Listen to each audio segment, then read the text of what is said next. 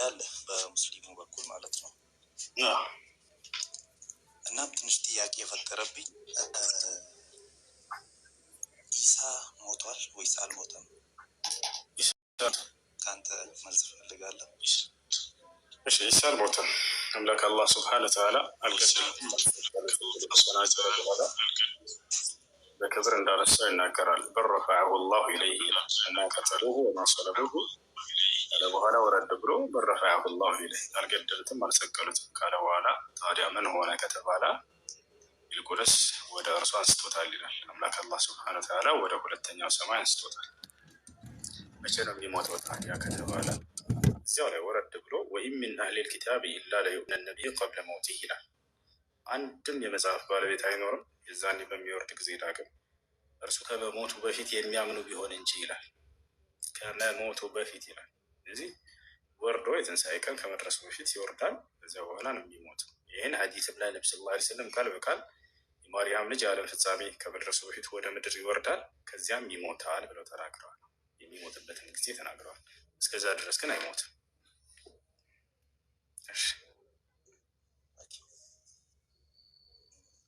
ነቢዩ መሐመድስ እንዴት ነው ማለት ሞተዋል አሁን አልሞቱም በሚለው ላይም ትምህርት ማግኘት ፈልጋለሁ። እነሱ ሞተዋል አይደል? ሁሉም ነቢያት ሞተዋል። ነገር ግን ሰውነታቸውን አፈር አይበላውም። ልክ አሁን እንደሚገኘው ሰውነታቸው ነው። በቀብር ውስጥ ሰውነታቸው ልክ አሁን እኛ እንዳለንበት ነው። አፈር አይበላውም። ይህን ነቢያችን ሰለላሁ ዐለይሂ ወሰለም ሲናገሩ ምን አሉ? ኢነላሀ ሐረመ ዐለል አርዲ አን ተእኩለ አጅሳደል አንቢያ አሉ። አላህ በምድር ላይ እርም አድርጎባታል የነቢያት ሰውነት እንዳትበላ አሉ።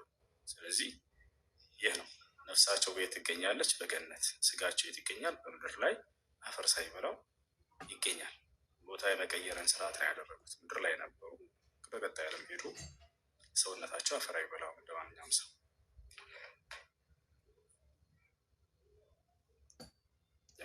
መልካም እና እንዳልከው ኢሳ በክብር እንዳለ ገልጸህልኝ ነበር።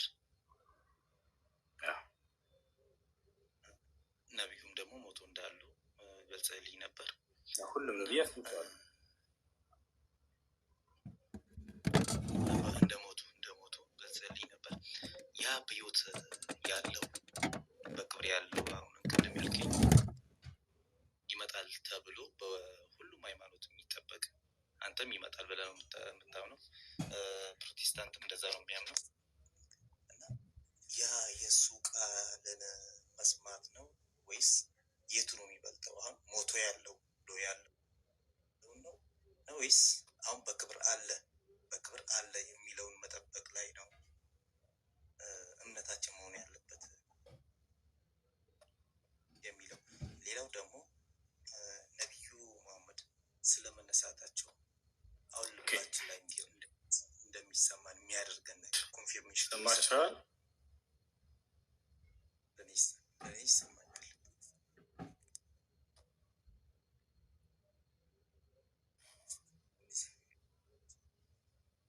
እሺ መሲሁ በሚመጣ ጊዜ የአንድ የነቢዩ ሙሐመድ ሰለላሁ ዐለይሂ ወሰለም ተከታይ ነው።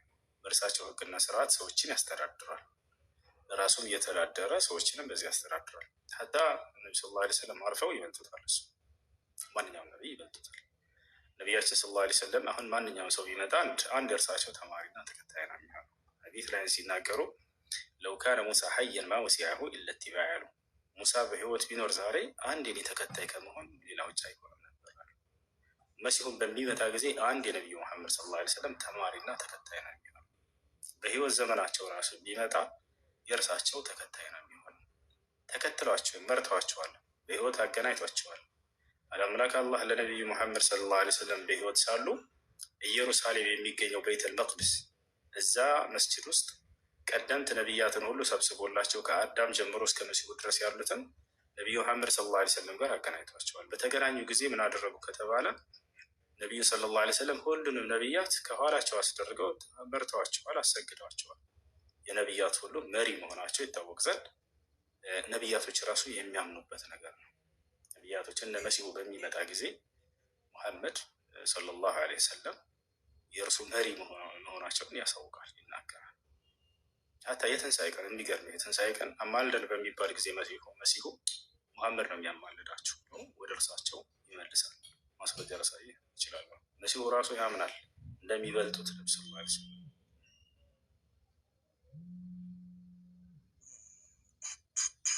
አመሰግናለሁ። ሌላ ጥያቄ የፈጠረብኝ ማለት ነው። መቀጠል ከቻልኩኝ ከፈቀድክልኝ ይችላል። አመሰግናለሁ። እና ትንሽ ጥያቄ የሚፈጥርብኝ ያዛል መግለጽ ከቻለ ስላለፈው ትውልድ ሁሉ መግለጽ ከቻለ አምላክ ለመጨረሻው ነቢይ ገልጾለት፣ አይ መግለጽ አይችልም ከሆነ አቋም በቃ በዚህ እንሂድ። እዚህ ጋር አሁን እስልምናን ውሸት የሚያደርገው እኮ ምን መሰለህ? ቁርአን ይሄን ከተናገረ መጽሐፋቸውም አላ ተሰጥቷቸዋል ካለኝ አሳዩ። ወዴትም አትፈራን። መፈናፈኛ ስላጣ እስልምና ውሸት ብሎ ተሳልበው አያቸው አይደለ? ወዴትም አትሄድም። አይ መግለጽ አይችልም ለመጨረሻው ዘመን ነቢይ ስላለፉት መግለጽ አይችልም ካለ እግዚአብሔር ውድቅ ላደርግለት ነው። ምክንያቱም ለሙሴ ስለነ አብርሃም ነግሮታል። ስለዚህ ስለነዚያ መናገር አይችልም ነበር እግዚአብሔር ወደሚለው ሊመጣ ነው። ታች አይደለ? አይ መግለጽ ይችላል አለ። ከቻለ ደግሞ እንግዳውን ስለዚህ ለመጨረሻው ዘመን ነቢይ ስላለፉት ነቢያት ሙስሊም ናቸው ብሎ ገልጾለታል። ያ አይ መጽሐፋቸውን አለ። ጥሩ መጽሐፋቸው የግዴታ ከሌለ ተቀባይነት የለውም አምላክ ማለት ነው። ሙሉ አይደለም እውቀቱ ካለ በጣም ጥሩ። ስለዚህ ከሙሴ በፊት ስለነበሩ ትውልዶች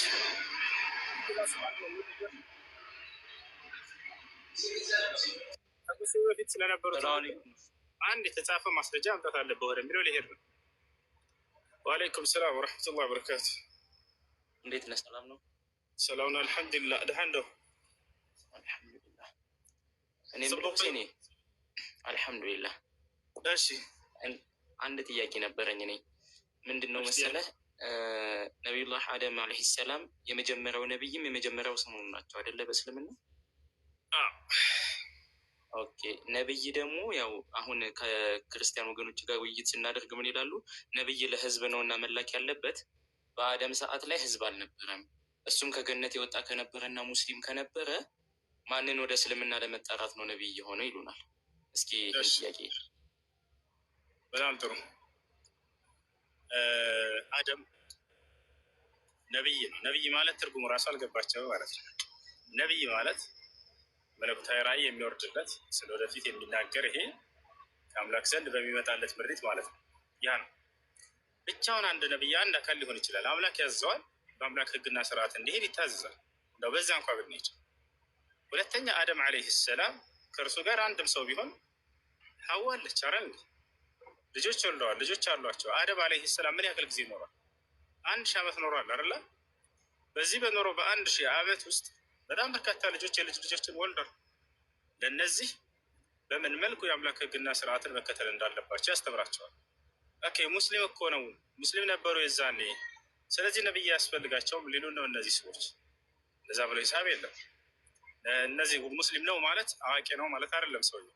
ዛሬ ለምሳሌ ሙስሊሞች ነን፣ ነገር ግን የአምላክ ህግና ስርዓትን የሚያስተምረን ሰው የሚያሳየን ሰው ያስፈልጋል። ሁሉም ሰው አዋቂ አይደለም። አደም አለይሂ ሰላም ቃል ይወርድለታል። እነዛ እነ ሐዋና እነ ልጆቹ ግን አምላክ እነዚያን አላናገራቸውም። ስለዚህ በአደም በኩል በምን መልኩ አላህን ማምለክ እንዳለባቸው ይማራሉ ማለት ነው። አንድ ሰው ሙስሊም ሆነ ማለት በቃ አዋቂ ሆነ ማለት አይደለም። ስለዚህ ለእነዚህ ሰዎች የአምልኮ ስርዓትን በምን መልኩ ጌታቸውን አላህን ማምለክ እንዳለባቸው አሳዋቂ የሚያስተምራቸው የሚያሳውቃቸው ሲያስፈልጋቸዋል። አደም አለይሂ ሰላም ለዚህ ነው የተላከው። ለዚህ ነው የተላከው። እሺ ልቀጥል ከይቅርታ ጋር ለአሁኑ በተለኛ አሁንም የወረደው ልጅን አውቀዋለሁ ከዚህ በፊት እና ቀኑን ሙሉ እንደዚህ ከክርስቲያን ግሩፖች አላቸው እዛ ላይ እየገቡ እየተሳደበ ነው የሚውለው። ሌላ ደግሞ ለእሱም መልስ ይሆነዋል ብዬ ነው ይሄንን ዕንባቆም 3:3 ላይ እግዚአብሔር ከቴማን ቅዱሱም ከፋራን ተራራ ይመጣል የሚለው የነቢዩ መሐመድ ሰለላሁ ዐለይሂ ወሰለምን በባይብል መጠቀስን አይገልጽም። እሷን እንድታብራራል። ምክንያቱም ፋራን ተራራ ብዬ ቼክ ሳደርግ መካ ላይ ነው የሚገኘው ይላል። ከመካ ደግሞ የመጡ ነብይ እሳቸው ናቸው ብዬ ስለያዝኩት። አዎ ለሚፈልግ ሰው ለሚያስተውል ሰው ክርስቲያኖች ከፈለጉት ያ ማስረጃ ይሆናቸዋል። ሹክራን። አይ አንዳንድ ያለ እውቀት እንዳላወራ። እሺ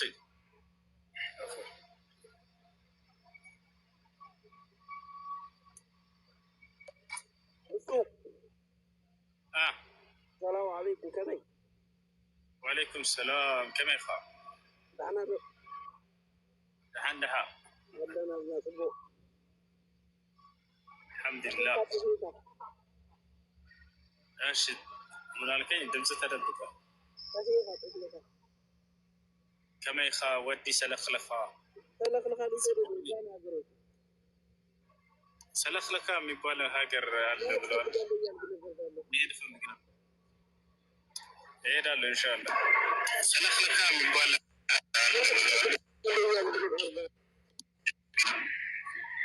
አንድ እሺ ፍሬ ነኝ ልጆቼና ፋቂ ሰላም እንዴት ነሽ? እግዚአብሔር ይመስገን። እንዴት ነህ? አንድ ጥያቄ ነበረኝ። እሺ ጥያቄሽ ምንድን ነው? እሺ መግቢያ እንዲሆነኝ አላህ ፍትሃዊ ነው ብለህ ታምናለህ? አዎ። እሺ ሳሂህ ሙስሊም 2767 ዲ ላይ ያለውን ሀሳብ እስኪ በአንተ አብራራለሁ። እሺ ጥያቄውን ጠይቂ። ምን ጥያቄ አለሽ? በሱ ላይ እኮ አንተ የእሱ ጋር ያለውን ሀሳብ መጀመሪያ ከአንተ እስኪ አብራራ። እሺ እኔ እንትን አላስኩም፣ ሐዲስ ማውጫ አላስኩም። ጠይቂና ሀሳቡን በዚያ ላይ ልመልስልሽ። ሀሳቡን አይሽልሽ። እዛ ጋ ያለው ሀሳብ እንደኔ መረዳት የሚል ቃማ ነው። ቃሉን ከተሳሳተ ይቅርታ። በመጨረሻው ዘመን ልበለው በራሴ መረዳት እና የዛኔ ሙስሊሞች የቱንም ያህል እንደ ተራራ የገዘፈ ኃጢአት እንኳን ቢኖርባቸው ይላል ይቅር ይላቸዋል ይላል። ከዛ ግን ማለት ነው በአይሁዶችና በክርስቲያኖች ላይ ይጭንባቸዋል። ለአንድ ሙስሊም ከአይሁዶችና ከክርስቲያኖች ግን ያዘጋጅላቸዋል ይላል። ላስረዳሽ እና እዚህ ጋር እንዴት በሱ ኃጢአት እኔ እጠየቃለሁ? እሺ ላስረዳሽ። አሁን አዳምጪ በደንብ እሺ። እሺ በመጀመሪያ በመሰረቱ ልናውቅ የሚገባው ማንም ሰው በማንም ኃጢአት አይጠየቅም። ለዚህ ማስረጃዎች ልስጥሽ እና ሐዲሱ መልእክቱ ምንድን ነው ወደሚለው እንመጣለን። አምላክ አላህ ስብሐነሁ ወተዓላ ማንንም አይበድልም ማለት ያልሰራውን አይጭንበትም። በሰራው ስራ ነው ሰው የሚመነዳው ቅጣትም ሆነ ጸጋን የሚያገኘው። ይህን አላህ ስብሐነሁ ወተዓላ በጣም በርካታ ቦታ ላይ ይናገራል። ወማ ረቡከ ቢዘላሚን ሊልዓቢድ ይላል። እኔ ጌታህ ባሪያዬን የምበድል አይደለሁም ማለት። ወመላሁ ዩሪዱ ዙልመን ሊልዒባድ ይላል። እኔ አምላካችሁ አላህ ባሪያዬን ለባሮች በደልን የምፈልግ አይደለሁም ይላል። ወመላሁ ዩሪዱ ዙልመን ሊልዓለሚን ይላል። እኔ የዓለማትን ሰው የምበድል አይደለሁም ማለት። ከዚያ በኋላ ምን ይላል? ወላ ተዚሩ ዋዚረቱን ወዝራ ኡኽራ ይላል። ማንም ነፍስ የሌላን ነፍስ ኃጢአት አትሸከምም ይላል። ኩሉ ነፍሲን ቢማ ከሰበት ረሂና ይላል። ሁሉም ነፍስ በሰራችው ስራ ትያዛለች አለ። ወላ ተክሲቡ ኩሉ ነፍስን ኢላ ዐለይሃ እያለ በርካታ ቦታ ላይ አላህ እንዲህ እያለ ይናገራል። ወአን ለይሰ ሊልኢንሳን ኢላ ማ ሰዓ ይላል። የሰው ልጅ ከሰራው ስራ ውጭ ሌላ የለበትም እያለ ይናገራል። አሁን ይህን ከተረዳን ታዲያ ሐዲሱ መልእክቱ ምንድነው ወደሚለው እንምጣ። እንግዲህ ምን አለ መሰለሽ፣ ያ መቼ ነው የሚሆነው? የፍርዱ ቀን ነው አይደለ? ሐዲሱ የትንሣኤ ቀን የፍርዱ ቀን ነው። የፍርዱ ቀን ሰዎች የዛኔ ፍርድ ይሰጣቸዋል። እንግዲህ በምድር ላይ አንዱ ሌላውን ጨቁኑ በድሎ ምን ብሎ ይሄዳል። የዛኔ ደግሞ ፍትህ ያገኛሉ። በአምላክ ፊት ፍትህ ይገኛል። በዚያን ጊዜ ነቢያችን ሰለላሁ ዐለይሂ ወሰለም ከሌላኛው ሐዲስ ልጀምርልሽ በደንብ እንድትረጅው ፍትህን እንዴት ነው አምላክ አላህ የዛን የሚያደርገው በተበዳደሉ ሰዎች መካከል የሚለው ሲያብራሩ ለሰሃቦች ከዕለታት አንድ ቀን እንዲህ ሲል ጠየቋቸው። አተድሩነ መኒል ሙፍሊስ አሏቸው። ከሰው ሁሉ በላይ ደሃ ብሎ ማለት ማን እንደሆነ ታውቃላችሁ አሉ። የነቢዩ ሰለላሁ ዐለይሂ ወሰለም ሰሃቦችም ስለ ምድራዊ ድህነት እየተጠየቁ መሰላቸውና ምናምን አልሙፍሊሱ ፊና ያ ረሱለላህ መን ላ ዲርሃመ ለሁ ወላ መታዕ አሉ። አንተ የአላህ መልእክተኛ ሆይ በመካከላችን ደሃ ብሎ ማለት ገንዘብና መጠቃቀሚያ ጸጋዎች የሌሉት ሰው ነው ብለው መለሱ። ላ አሉ ነብዩ ሰለላሁ ዐለይሂ ወሰለም እኔ ስለ ምድራዊ ድህነት አይደለም የምላችሁ አሉ፣ ስለ ትንሣኤው ቀን ድህነት ነው አሉ። በሊል ሙፍሊሱ አሉ ነብዩ ሰለላሁ ዐለይሂ ወሰለም ምን ኡመቲ رجل يأتي يوم القيامة بحسنات كأمثال الجبال، يعني بصدقة وحج وزكاة وعمرة، لكنه ظلم هذا وقتل هذا وسفك دم هذا وسب هذا وشتم هذا، فيأتون إليه فيأخذون من حسناته، فإذا نفد ما عنده من حسنات أخذ من سيئاتهم فطرح عليه ثم طرحه في النار. نبي محمد صلى الله عليه وسلم من أهله دابلو مالت يحسونه يتنسى قنار በምድር ላይ ሳለ ሰውየው አማኝ ነው። በጣም በርካታ መልካም ስራዎችን ሰርቶ ይሄዳል። የትንሣኤም ቀን ተራራ የሚያካክሉ ምንዳዎችን ተቀብለው ተከፍሎት ይመጣል።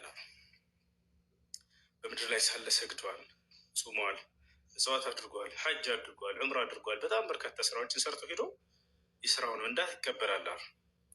ነገር ግን ደግሞ በምድር ላይ ብዙ የበደላቸው ሰዎች ይኖራሉ አሉ። እነዚያም የበደላቸው ሰዎች ፍትህን ለማግኘት ወደ እርሱ ይመጣል። ተሻለ አምላክ እንዴት ነው ፍትህን የሚያደርገው? እነዚያ በምድር ላይ ለበደላቸው ሰዎች ይህ ሰው ከሰበሰበው ከተቀበለው ከሰራው መልካም ስራው ምንዳ ይከፈላቸዋል። የሰረቀው ሰው ካለ በምድር ላይ የመታው ሰው ካለ የዘለፈው ሰው የገደለው ሰው ደሙን ያፈሰሰበት ሰው ያንቋሸሸው ሰው እነዚያ ሰዎች ተሰብስበው ይመጣሉ አሉ። የዛኔ ምንድነው ክፍያው? እንዴት ነው? ከሰራው መልካም ስራ በበደላቸው በደል ልክ ይወስዳሉ። ከዚያ ነብዩ ሰለላሁ ዐለይሂ ወሰለም ምን አሉ? ያም ሰው አሉ የበደላቸው ሰዎች ሳያልቁ ያ መልካም ስራው ያልቅበታል አሉ። ከፍሎ በተሻለ ያልቃል መልካም ስራው። ነገር ግን እነዚያ የበደላቸው ሰዎች ገና አላለቁ። ከዚያ ምን ይደረጋል አሉ? ሁለተኛ ፍትህ መንገድ فإذا نفد ما عنده من حسنات አሉ ከእርሱ ዘንድ ያለው የመልካም ስራው ምንዳው ካለቀበት እነዚያ የበደላቸው ሰው ግን ገና ካለቁ ምን ይደረጋል? أخذ من سيئاتهم በበደላቸው በደል ልክ ከእነርሱ ኃጢአት ይወሰድና በእርሱ ላይ ይጫናል። እሺ በበደላቸው በደል ልክ ይጫናል። በምድር ላይ በደላቸዋልና እዛ በዚህ መልኩ ይከፈላል። እሺ አይደለ? يعني أخذ من سيئاتهم ከእነርሱ ኃጢአት ይወሰድና በእርሱ ላይ ይጫናል። ثم طرحه في النار ከዚያ ወደ እሳት ይወረወራል አሉ። እሺ በዚህ መልኩ ይሆናል። የትንሣኤ ቀንስ የትንሣኤ ማን ነው? የትንሣኤ ቀን ከሃዲያንስ ከሆኑ ለምሳሌ አይሁድና ክርስቲያን በምድር ላይ ያሉ ልበል ሙስሊሙን በድለውት ገፍቶት በድለውት ገድሎት ደሙን አፍስሰው ምናምን ሞተ። የዛኔ የትንሣኤ ቀን ተበዳድለው የሚሞቱ አሉ አይደለ? የዛኔ የሚሆነው እንዴት ነው? ያ አይሁድና ክርስቲያን ከሰራው መልካም ስራ ለዚህ ለበደልከው ሙስሊም ስጥ እንዳይባል የትንሣኤ ቀን ምንም አይነት መልካም ስራ አልተያዘበትም። ምክንያቱም አምላኩን ክዷልና። ስለዚህ ምንድን ነው የሚደረገው? ሁለተኛው መንገድ ይካሄዳል።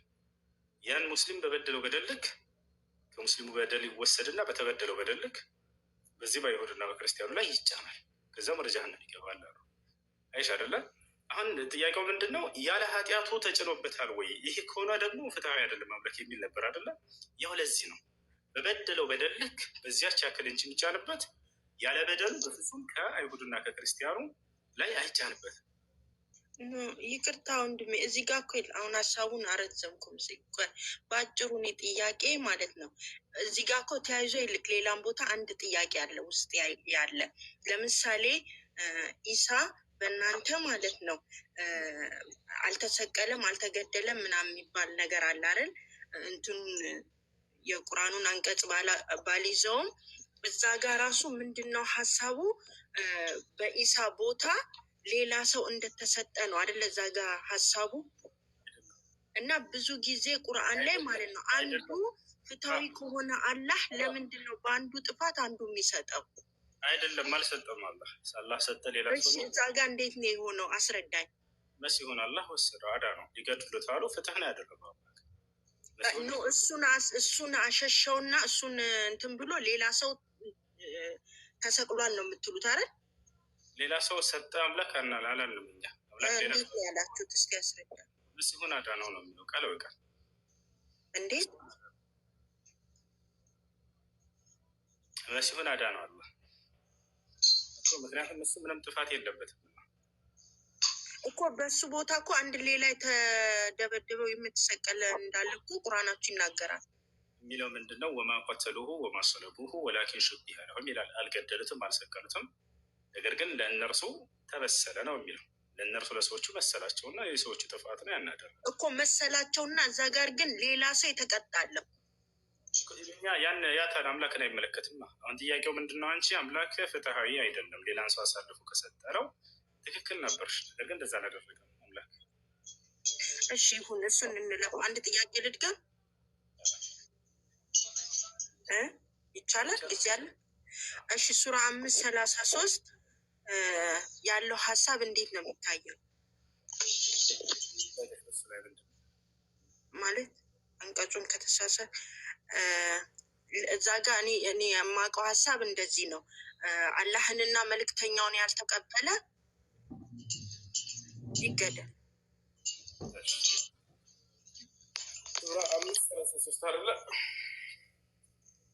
አንቀጹን ከተሳሳትኩ አርመኝ። ሀሳቡ ግን መጠየቅ የምፈልገው ግን እሱ ላይ ነው። አብሽሪ አብሽሪ አብሽሪ። ሱራ 5:33 ነው ያልሽው? እሺ ነበር ስልኬን ያደረኩት ልጆች ማንም የሚነግረኝ ያው እዛ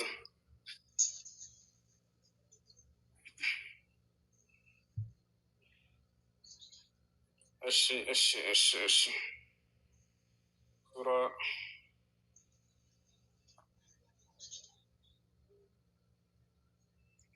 እሺ 5:33 ነው ያልሽው? አዎ ሀሳቡን አብረህ ተረዳኝ ማለት ምናልባት ሱራውን ከተሳሳት ኢነማ ጀዛኡ አለዚነ ዩሓሪቡነ አላህ ወረሱለሁ። አላህና መልእክተኛውን የሚዋጉ ሰዎች በምድር ላይ ጥፋትን የሚያደርጉ ሰዎች አለ አይሻርና እንጂ ዝም ብሎ በመካዳቸው አይደለም። በምድር ላይ ጥፋትን የሚያደርጉ ማለት ከሰው ጋር በመገዳደል የሚያደርጉ ሰዎች፣ ለምሳሌ አላህ በሱረቱል በቀራ ላይ እንደተናገረው ወቃቲሉ ፊ ሰቢልላህ አለዚነ ዩቃቲሉነኩም፣ እነዚያ በአላህ መንገድ ላይ የሚዋጓቸውን የሌላ እምነት ተከታይ ተዋጓቸው ይላል። የሚዋጓቸውን አለ። የሚዋጋን ሰው አንቺ ሊገድልሽ የመጣን አካል ከራስሽ መከላከል ቢያዝሽ አምላክ ይሄ ፍትህ እንጂ በደል አይደለም። የፍትህ አይነትማ አይደለም። ምክንያቱም ሊገድልሽ ነው የመጣው ሰውየው። ስለሚጋደሉ አካሎች ነው። ሱረቱል በቀራ ላይ ምዕራፍና ቁጥሩን ከፈለግሽ እሰጥሻለሁኝ። ቃል በቃል ምን ይላል? የሚጋደሏቸውን ተጋደሏቸው ነው የሚለው። ሊጋደልሽ የመጣው ማለት አሁን ይሄ ሱራ የወረደበት ወቅት የትኛው ነው? በጦርነት ሰዓት? እሺ በጦርነት ሰዓት ከወረደ ግን ስቲል ይሰራል አይደል?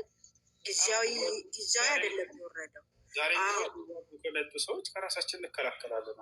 እሺ ይህን ሀሳብ አሁን ወዳለን ሰዎች እናምጣውና አሁን ለምሳሌ እኔ ነብዩ በህይወት የሉም አይደል? ሞተዋል። እና ነብዩም ሞቷል። አላህንም የትም ላገኘው አልችልም። ልሞግትና ልቃረን የምችለው ማለት አሁን እዚህ ጋር ምንድን ነው የሚለው ሀሳቡ የሚቃወሙ አይደለ? መቃወም የምችለው በሀሳብና በትምህርት ነው። የሚቃወሙ አይለም እሱ አይደለም የሚዋጉ ነው የሚለው። የሚዋጉ ዩሓሪቡነ ማለት የሚዋጉ ማለት ነው እኮ። እንዴት እዋጋለሁ? አሁን እኮ አሁንም ይሰራል ካልከኝ ሀሳቡ የወረደው ሱራ አሁንም ይሰራ ከሆነ ማለት ነው። አሁን እኔ ነብዩን አላገኛቸውም አልኩ እኮ። አላህንም በምንም ላገኘው ልዋጋው አልችልም። በአካል እንደዚህ በአካል የምትገልጸው አይደለም። ግን የሀሳቡ ውጊያ የሚባል ነገር አለ። መውጋት ማለት አይደለም ወገናችን። አይዋ በሀሳብ ነው የምትዋጋው። በሀሳብ አይደለም የሚያወራው ወገናችን። ጥፋት እያለ ነው ወደ አብራራው እዚያ ላይ ወየስዐውነ ማለት ፊል አርድ ፈሳዳ በምድር ላይ ጥፋትን ለማድረግ የሚሄዱ እያለ ይህ ተረጎምኩልሽ ነበር ቁርአኑን በቁርአን ሌላ ቦታ ላይ ምን ይላል? ምንድነው ለጥፋት የሚሄዱ ሲባል የሚዋጉ ብሎ እዛው እንደሁሉ በሌላም ቦታ ላይ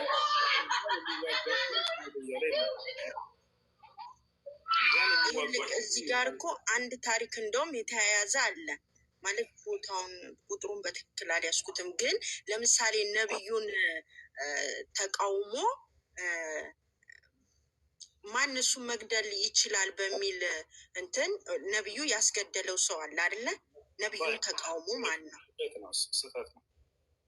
ስህተት አይደለም፣ የተጻፈ እኮ ነው ወገናችን። መጻፉ አይደለም እኛ ጋር ሰሒህ እና ضعيف የሚባል ነገር አለ። ውሸት እየሰበሰቡ ይነግሯቸዋል። እንደዛ እኮ ነው ወንድማችን። እንደሱ አይደለም ስለማውቀው ነው አይደለም። አሁን እዚህ ጋር መጋደል የሚለው እያሳየሽ ነበር። አንቺ አልፈልግም ማለት እንጂ ቃል በቃል ፈልጋለሁ አሳየኛል ስላሳየሽ በቃ እንግዳውንስ የሚጋደሏቸውን ነው ተጋደሉ የሚል ያለው በቁርአን ላይ የራሱ ቁርአንን ይፈተዋል። አላህ ራሱ በቁርአን ላይ ሲናገር እነዛን የሚጋደሏቸውን ተዋጉ፣ ከዚያ ውጭ ግን ወሰን እንዳታልፉ ይላል። ያ ማለት ሰላማዊ የሆኑ ሰዎችን እንዳትነኩ እያለ ይናገራል አላህ ሱብሓነሁ ወተዓላ። ወቃቲሉ ፊ ሰቢሊላህ አስተምህሮቱ ላይ እኮ ነው። አሁን እኮ ሀሳብ የምታነሳው ወይም የምትናገረው አስተምህሮት ላይ ነው አይደለ? ሌላ ምን ያድርግ? ማንም ሰው መቃወም ይችላል እያልኩሽ እኮ ነው። የግዴታ ተቀበሉ አይባልም። መጥቶ ሰውየው መቃወም ይችላል እንደፈለገ። በተሻለ አይደለ? ይሄማ እመን ከተባለማ የግዴታ ሙስሊሙን እያልክ እያስገደድኩ ነው። እሺ እንደዚህ የሚል ሀሳብ የለም። ለምሳሌ ሁሉም ለነብዩና ለአላህ እስኪገዙ ድረስ እስኪገዙ አይደለም የሚለው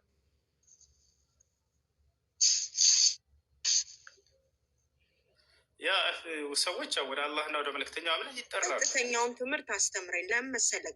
አንድ ነገር አምነህበት ሲሆን ማለት ደስ የሚለው እዚህ ጋር እኮ ማለት ነው። ላሳይሽ ነበር። መጋደል የሚለውን አንቀጽ ከሆነ የምትፈልገው እጥር ምጥን አድርጎ አላህ የሚጋደሏቸውን ተጋደሉ ብሎ ተናግሯል። እሱ ላሳይሽ። አሳየኝ። እና በሃይማኖት ማስገደድ የለም ብሎ ቃል በቃል ይናገራል። ሰው መጥቶ ሊተች ይችላል። ያንን ለምን ተችህ ብለን መቃወም አይቻልም። ሰውየው ገብቶሻል አይደለ? ያ መብት ነው። ሰውየው ያላመነበትን ነገር እኔ ነቢዩ መሐመድ ነቢይ አይደሉም ብሎ ቢናገር በቃ መብት ነው። ሰውዬ ያን ሰውኛ ያለብን ግዴታ ምንድን ነው? ማድረስ ነው። እውነታውን ለምን አላመኑ? የነቢይነት መስፈርት እንደዚህ ናቸው። ምን ትፈልጋለህ ከእርሳቸው? ተአምር እናሳይህ ወይስ ምን እናሳይህ የሚለውን እኛ ደግሞ የማስረዳት ግዴታ ብቻ ነው ያለን። አሁን መጋደል የሚለውን ወቃቲሉ ፊ ሰቢልላህ አለዚነ ዩቃቲሉነኩም ይላል። ወቃቲሉ እሺ ምን ይላል አላህ ስብሐነ ወተዓላ ሱረቱል በቀራ 190 ላይ 190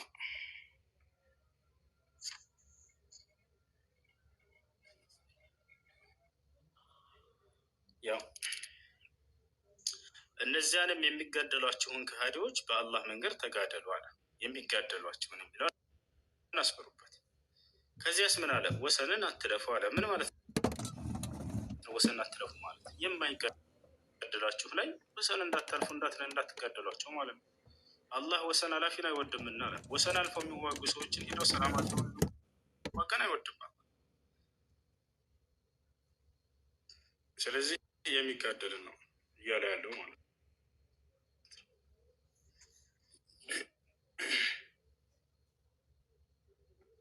እሺ አሁን ያሳየኝ ሀሳብ ቅድም የሰጠውክ ምዕራፍ ላይ ነው አይደለም አይደል? ሌላ ነው። ይሄ ከቁርአን ላይ ነው። ሙሉ የቁርአን መልእክት አንድ ነው ወገናችን፣ ምን ላይ አይደለም።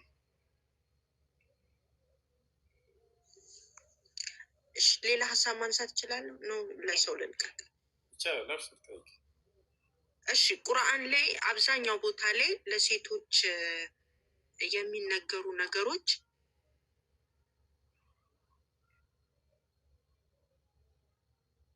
ዶሎ ናቸው ይላል። ልመልስልሽ? መልስልኝ። ናቅሰቱ ዓቅል ወዲን የሚለው ነው። ነቅስ ማለት ብዙ ትርጉም አለው። አንደኛ ጉድለት፣ ሁለተኛ ማነስ፣ ሶስተኛ መርሳት የሚል ትርጉሞች አሉት። ታዲያ እዚህ ቦታ ላይ የትኛው ነው የታሰበበት? ጉድለት ነው ወይንስ ደግሞ ማነስ ነው ወይንስ ደግሞ መርሳት የሚለው ነው ወደሚለው እንጣ። የታሰበበት መርሳት የሚለው ነው። ለምን ከተባለ እዚያው ላይ ነብዩ ሰለላሁ ዐለይሂ ወሰለም የጠየቅሽውን ሐዲስ እየተናገሩ እንዴት ነው ይሄ ነቅስ የተባለው ከምን አንጻር ነው ተብለው ተጠይቀው ነበር። ሰምተውሽ ከሆነ ምናልባት ሙሉውን ነግረውሽ ከሆነ ምን አሉ ነብዩ ሰለላሁ ዐለይሂ ወሰለም? ከወንድ አንድ ምስክር ከሆነ ከሴት ሁለት ምስክር አይሆንም ምን ብለው ተናግረዋል አይደለ? እንደዛ አሉ። ለምንድን ነው ይሄን ያደረገው አምላክ ብለን ስናይ በቁርአን ላይ ራሱ ሲናገር ምክንያቱን ወስተሽሂዱ ሸሂደይን ሚን ሪጃሊኩም ፈኢን ለም የኩና ረጁለይን ፈረጁሉ ወምርአታን አለ። አንተ ضل ኢሕዳሁማ ፈቱዘኪረ ኢሕዳሁማ አልኡኽራ ብሎ ይናገራል። ታችን ከምስክሮቻችሁ ሁለት ወንዶችን አስመስክሩ አለ። አንድ ወንድ ብቻ ከሆነ የተገኘው ከሴቶች ሁለት አድርጉ ደግሞ አለ። አይሻረል ለምን? ምክንያቱ ምንድን ነው? ጎደለ ስለሆኑ ነው ያለው? አይደለም። አንደኛው አሁን እዚህ ጋር ስትመልስልኝ ወንድሜ አንተ ቁርአኑን እያረምከው ሳይሆን ቁርአኑ ነው አንተ ሊያርም የሚገባው አይደል? ቀጥታ ያለውን ቃል ነው። ጎዶሎ ናቸው የሚለው ቃል በቀጥታ ነው አይደል የተጻፈው? አልተጻፈም። እንደሱ አይደለም የሚለው እያስረዳዎች ነው ወገናችን። ብትረጋጊ ጥሩ ነው። ችግር የለም እንረጋጋለን። ግን ስታስረዳኝ የሆነ አንተ እያስተካከልከው አይሁን። እኔ እያስተካከልኩ ሳይሆን አንቺ ጭንቅላት የነገሩሽ ያችን ብቻ እንድናገር ነው። እኔ በነገሩኝ አይደለም፣ አዲስ ታይም እያነበብኩ ስላለው ሆነ ላስረዳሽ። ነቅስ የሚለው ቃል ብዙ ትርጉም አለው እያልኩኝ ነው።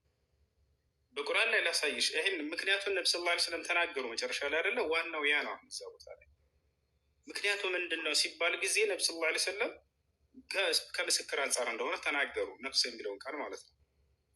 ከምስክር አንጻር ከወንዶቻችሁ አንድ ከሆነ ከሴቶች ሁለት አይሆንም ምን ብለው ተናገሩ። አየሽ አይደለ? ይህን ደግሞ አንቺም ሰምተሻል አይደለ? ይህ ለምንድን ነው እንዲህ ያደረገበት ምክንያት አምላክ ብለን ስናይ ጊዜ በቁርአን ላይ ራሱ ይህን ምክንያቱም ሲናገር ከወንዶቻችሁ አንድ አስመስክሩ ከሴቶች ሁለት ብሎ ከተናገረ በኋላ አንደኛዋ ብትረሳ ሌላኛዋ እንድታስታውሳት ዘንድ አለ። ስለዚህ ነቅስ የሚለው መርሳት ማለት ነው። ሁለት የሆኑበት ምክንያት ጎደሎ ስለሆነ ሳይሆን አንደኛዋ ብትረሳ ሌላኛዋ እንድታስታውሳት ብሎ ተናገረ። ይህ ነው መርሳት ነው የሚለው ነው ትርጉሙ። መርሳት ደግሞ የምን ባህሪ ነው? የሰው ልጅ ባህሪ ነው። አላህ በቁርአን ላይ ምን ይላል? ወለቀድ አሂድና ኢላ አደም ሚን ቀብል ፈነሲየ ይላል። ከዚህ በፊትም ወደ አዳም ኪዳንን አወረድኩለት እርሱም ረሳም ይላል። መርሳት የሰው ልጅ ባህሪ ነው። አየሽ፣ የሚያስወቅስ ነገር አይደለም። ልክ እንዲሁ ደግሞ ማን ነው የማይረሳው ከተባለ አምላክ ነው የማይረሳው። ላ የضሉ ረቡከ ወላ የንሳ፣ እኔ ጌታ አላህ አልሳሳትም አልረሳምም ማለት። ለመሆኑ በመርሳት ምክንያት እንደሆነ ሁለት ምስክር ሴት ሆነ የተባለው ማስረጃ ምንድን ነው? ኑ ላሳያቸው። ራሱ አምላክ አላህ ጎደሎ ስለሆነች ሳይሆን አንዷ ብትረሳ ሌላኛዋ እንድታስታውሳት ብሎ የተናገረበትን በማስረጃ ላሳያቸው። አየተ ዴን ላይ እናገኘዋለን። ወደ እሱ እንሂድ። አብሽር። ያው እና እዚህ ጋር ምን ይላል? ወደ አማርኛ ልቀይርላችሁ። ያው እናንተ ያመናችሁ ሆይ እስከተወሰነ ጊዜ ድረስ በዕዳ በተዋላችሁ ጊዜ ጻፉት። ጸሐፊም በመካከላችሁ ትክክል ይጻፍ። ጸሐፊም አላህ እንዳሳውቀው መጻፍን እምቢ አይበል ይጻፍም ይላል። ያም በእርሱ ላይ ዕዳው ያለበት ሰው በቃሉ ያስጥፍ እያለ አላህንም ጌታውን ይፍራ እያለ ይናገረ እና እዚህ ቦታ ላይ ስለ ምስክር ይናገራል። ያው ምን ይላል አምላክ? ከወንዶቻችሁም ሁለት ምስክሮችን አስመስክሩ። ይታይሻል እዚህ ጋር ከወንዶቻችሁም ሁለት ምስክሮችን አስመስክሩ። ሁለት ወንዶች ባይሆኑ ከምስክሮች ሊሆኑ ከምትወዷቸው የሆኑ አንድ ወንድና አንደኛዋ ያውና አንድ ወንድና አንደኛዋ ስትረሳ አንደኛይቱ ሌላኛዋን ታስታውሳት ዘንድ ሁለት ሴቶች ይመስክሯል። አየሽ፣ አንደኛዋ ስትረሳ ሌላኛዋን እንድታስታውሳት። ስለዚህ ሁለት የሆኑበት ምክንያት ምንድን ነው? ለምስክር ሲባል ጊዜ መርሳት ነው። አንደኛዋ ብትረሳ ሌላኛዋ እንድታስታውሳት ነው። ሁለት እንዲሆኑ ያዘዝኩት እያለ ነው አምላክ። ስለዚህ መርሳት ነው። አንደኛ ይሄ ነው። ሌላ ሴቶች ሙሉ ናቸው ብሎ ነብዩ ሰለላሁ ዐለይሂ ወሰለም የተናገሩበት ቦታ ደግሞ ላሳይ። ጉድለት እንዳልሆነ ሐዲስ የሚያሳየው ማለት ነው። ነቢያችን ሰለላሁ ዐለይሂ ወሰለም ሐዲስ ላይ ሲናገሩ ምን አሉ? ከሙለ ሚነ ሪጃል ከሲር ወለም የክሙል ሚነ ኒሳ ኢላ አርበዓ ወሁም መርየም ወአሲያ ወፋጢማ ወኸዲጃ አሉ። ነቢዩ ሰለላሁ ዐለይሂ ወሰለም ምን አሉ? ከወንዶች ምሉዕነትን የተጎናጸፉ በርካታ አሉ እዚህ ዓለም ላይ አሉ። ከሴቶችም እንደዛው ምሉዕነትን የተጎናጸፉ አሉ አሉ። ከእነዚያ መካከል ሙሉነትን የተጎናጸፉ ሴቶች አንደኛዋ ማነች አሉ? የመሲሁ የዒሳ እናት ማርያም ነች አሉ። ማርያም ሙሉ ሴት ነች ብለው ነብዩ ሰለላሁ ዐለይሂ ወሰለም ገልጸዋል። አያችሁ። ስለዚህ ጉድለት አይደለም። ሴቶች ጎደሎ ናቸው ቢባል ኑሮ እንደዛንም ያጠቃልል ነበር። ነብዩ ሰለላሁ ዐለይሂ ወሰለም ከወንዶችም ሙሉነትን የተጎናጸፉ እንዳሉ ሁሉ ከሴቶችም ሙሉነትን የተጎናጸፉ አሉ ብለው ገለጹ። ስለዚህ ጉድለት ሳይሆን ስለ መርሳት ነው የሚናገረው። ይሄኛው ሀሳብ እኮ ሌላ ቦታ ነው። ይቅርታ ግን ወንድሜ ስላቋረጥኩ እኔ ያልኩ ሀሳብ የቱ ጋር መሰለ? እንደውም እዛ ጋር ሀሳቡን ሲፈታው ምንድን ነው የሚለው? ሴቶች በወራዊ ግዴታቸው ጊዜ ሶላት ስለማያደርጉና ሌላ ደግሞ ባሎቻቸውን ስለማያመሰግኑ ነው የሚለው። እንደውም ሲፈታው እሱን ሀሳብ እኮ ነው ያልኩት። ነው የሚለው ቀጥታ ሲጽፈው እሱ አይደለም። እሱ ሴቶች በጀሃነም ውስጥ ስለ ሴቶች እሳት ስለመብዛታቸው ምክንያት ሌላ ሐዲስ ነው የጠየቅሽ። መጀመሪያ የተናገርሽው አይምሮ ጎደሎ ብለው ስለሚነግሯችሁ ነበር። እሱን ጨረሰ። የተባለበት ምክንያት ለምንድን ነው? አይምሮ ጎደሎ ብለው የሚነግሯችሁ ጎደሎ ሳይሆን መርሳት ነው ብዬ አሁን እያሳየሁሽ ነው። እሱን ሁለት ምስክር ከሴቶች እንዲሆን ከወንዶች እኮ መርሳት ብላ ያስተካከልከው አንተ ነህ እንጂ እንትን ያደለሁን ቁርአን ላይ እያሳየው ለምንነሽ ነው ወገናችን። ተፍሲሩ እንደዛ ይላል። ተፍሲር አይደለም ጎዶሎ ብለው መርሳት ብሎታል። ያውና እያሳየች ነው ቃል በቃል ሁለት ምስክር እንደሆነ ያዘዝኩበት ምክንያት አንደኛዋ ብትረሳ ሌላኛዋ እንድታስታውሳት ብሎ ያው አላህ ተናገረ። ከወንዶቻችሁም ሁለት ምስክሮችን አስመስክሩ። ሁለቱም ወንዶች ሌላ ሀሳብ